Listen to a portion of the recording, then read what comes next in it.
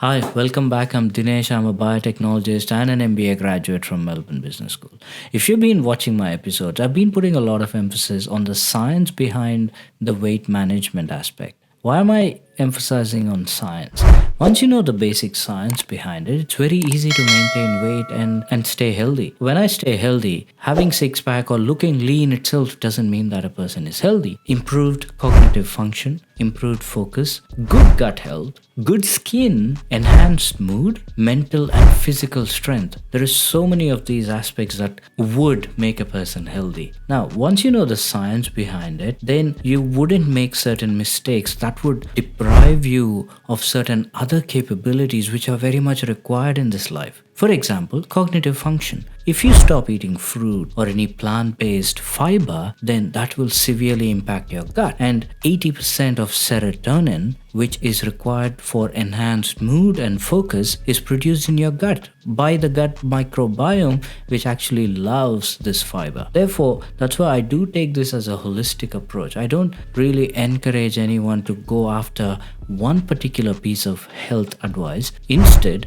you should have a holistic plan of how you manage your weight, at the same time how you drive your body towards a healthy lifestyle. So in the last episode, we spoke about food, calories, where we get the energy from, how the bonds between carbon, nitrogen, oxygen gets broken down, and we get energy which we use for performing our activities or just living life. We also did speak about the carbon equation. That means carbon in, carbon out. So the more carbon you put in, if the bonds are not broken, that unused carbon is going to get stored as fat in your body. In this episode, let's talk about how much energy does our body need and how do we actually measure it. And how do we know if we are over consuming or under consuming, so that we know whether we are gaining weight or whether we are losing weight. I would classify this episode as the most important episode of all that weight management episodes that I've done, purely because this is what is going to tell you, if you do this on a daily basis, after 1 year or 6 months,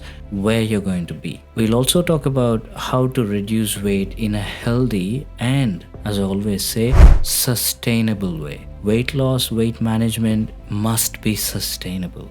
That means as you're progressing with your age, as you're getting older and older, you must become healthier and healthier, but not the other way around, because that is what is going to keep you active, keep you motivated, keep everyone around you, your family, your friends, everyone motivated also. I hope you are all ready for it, and without any further ado, let's get into it. Welcome to Success Science, where we unlock the secrets to achieving your full potential and living a life of health, wealth, and success. I have done a short video explaining the complete equation of energy expenditure called Total Daily Energy Expenditure, TDEE, which actually is the amount of energy that we spend in a day. Now that equals your BMR, which is Basal Metabolic Rate, plus your activity calories. So that is how much calories you're spending during the day doing activity.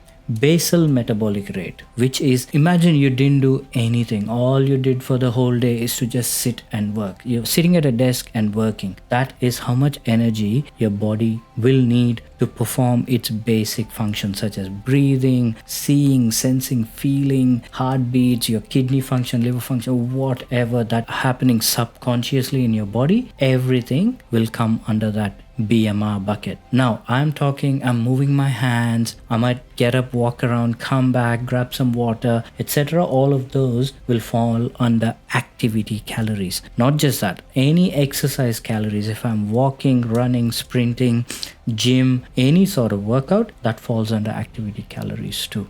So we measure what's our basal metabolic rate, and then we also measure what's our daily activity. Basal metabolic rate, there are hundreds of websites. You can search on Google for basal metabolic rate calculator.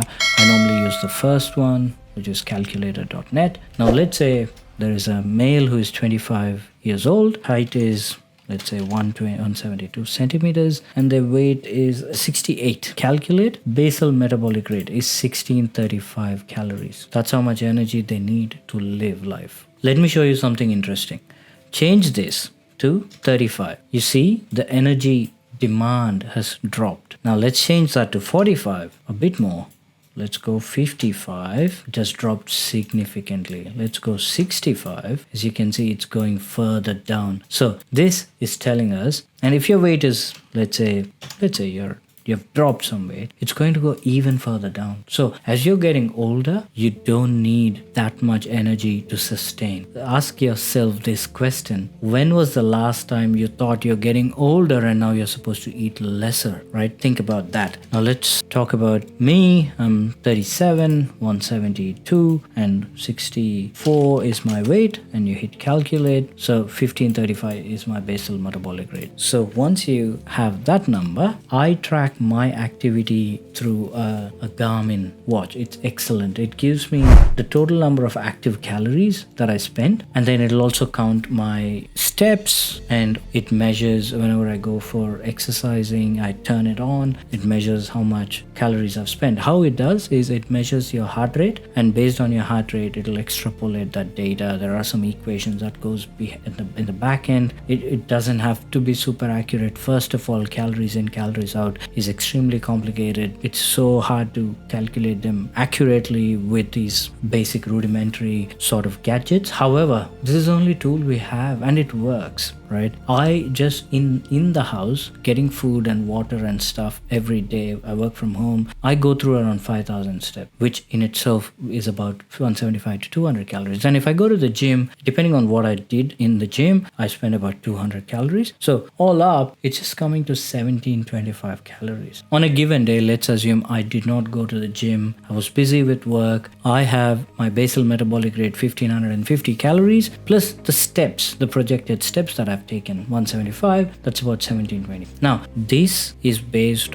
on my activity tracker. If you don't have an activity tracker, then you can always go with these guidelines here. Now, this particular scenario where I did not go to gym, I'll consider that as little or no exercise. So as you can see, it's about 1833. So it is pretty close to 1725. If I go to the gym, then I probably have about 2100 calories, but I'll have to go to the gym at least 1 to 3 times a week. It gets a bit vague, but well, that's the closest you can get if you cannot invest in a decent tracker. Bottom line is, if I am eating less than that 1725 calories for that day, then my body will rely on fat to get that extra energy from. Let's say I've eaten only 1500 calories. For the extra 225 calories, when I'm asleep, my body is going to say, oh crap, this guy's run out of energy, let's get some more energy, and it's going to send signals to adipocytes, and it's going to break down that yellow fat that we've just seen,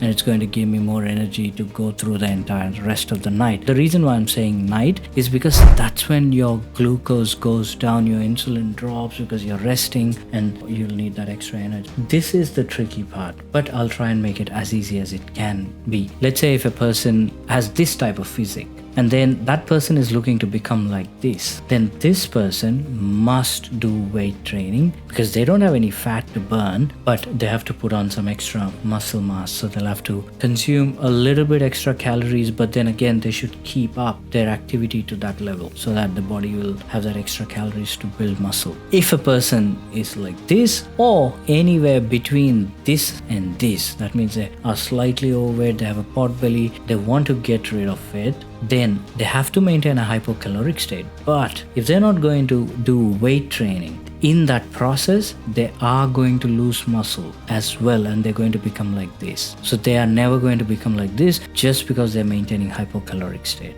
No gym, hypocaloric state, you'll become like this. If you're maintaining hypocaloric state, and if you're going to the gym as in strength training, you can do calisthenics, bodyweight training, anything you like, but you'll have to enter a phase of hypertrophy, which we'll talk about in a separate episode, that is more stimulating your muscle to grow. Then you will go here, right? So you'll have to be in a hypocaloric state, you'll have to do the weight training to achieve hypertrophy for muscle to build and lose fat at the same time. There are certain caveats to this. One is you must eat high protein and high fiber food, and at the same time it's not recommended that you do more than 300 calorie deficit a day, because if you do any more than that, you are going to lose muscle. It will take a bit longer to get this physique, but it's going to be a much smooth sailing, much sustainable way to get there. You won't have to go through the swings of losing a lot of muscle and coming back up, because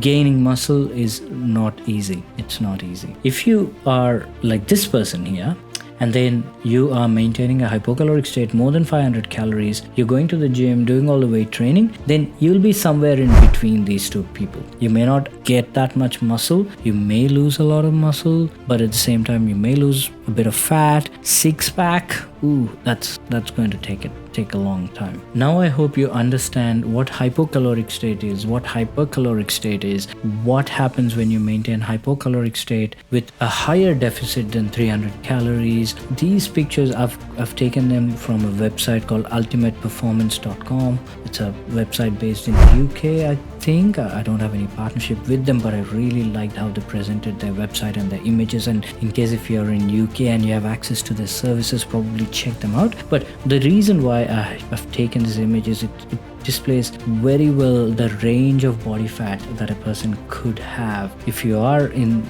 anywhere at a higher body percentage, and if you do not do weight training and strength training, then the likelihood of you getting a muscular physique is really, really low. Although you might go down to the really low fat levels, but you may never look toned like these at 8%, 10% and 15%. It looks aesthetically pleasing when you actually have good muscle mass at the low body fat percentage, which is a bit tricky. You have to play some metabolic games with your body, which we will cover in the next episode. So far we have discussed that muscles, bones and organs, they're very important, they must be protected. There is no negotiation. So whatever diet you're embarking on, whatever it is, it has to be a holistic diet that will support your muscles, bones, your organs and your gut microbiome. They're very, very important for your overall health and well-being, your mental ability, your ability to focus and your cognitive function. So do not compromise on that. Carbon is the backbone for carbs, fat and protein. Breaking the bonds will give you energy, and carbon, which is the waste product, is let out as carbon dioxide. BMR is the basal metabolic rate. That's the amount of energy you need to survive. And then the activity is that extra energy that you'll need when you're walking around and when you're doing your household chores or when you're going and doing exercise, etc. And that is how much total daily energy expenditure you have, or that is the total calorific allowance you have. If you're having more food than your total calorific allowance, then you're going to store fat, which is a hypercaloric state. But when you're eating less than that, then you are in a hypocaloric state where you will be burning fat. As I said, I do not recommend maintaining more than 300 calories deficit per day. This is purely because you want to protect your muscles and your bones. Anything less than that, if you're going 1,000 calories deficit, 1,500 calories deficit, thinking that, oh, my body is just going to burn fat, that's wrong. And again, at the same time, whatever diet you're maintaining, keto, you eat just meat, fruit, and lots of fat, that's fine. But you will put on weight if you are in a hypercaloric state, regardless of whatever diet you're maintaining. Eliminating carbs alone from your diet is not going to reduce your weight. What are we going to do in the next episode? We will talk about nutrition. So we have spoken about 1725 calories that are available on a day. I do not go to the gym. What exactly can we fit in it? What can I eat? And how much protein should I have? What is healthy and what is not, and why? And how should my plate look like in order to have that complete nutrition? And how can I do it within that 1750 kilocalories or 2000 kilocalories? How do I plan? I will take some examples from here. Let's say if a person is at about this body fat, and if they're willing to get to, let's say, this part here, how do we do that? How long it'll take? And what can they eat? What can they not? We'll talk about that in the next episode. Alright, I hope you have enjoyed this episode. If you feel like this episode will really help someone, please do share. Until next time, take care.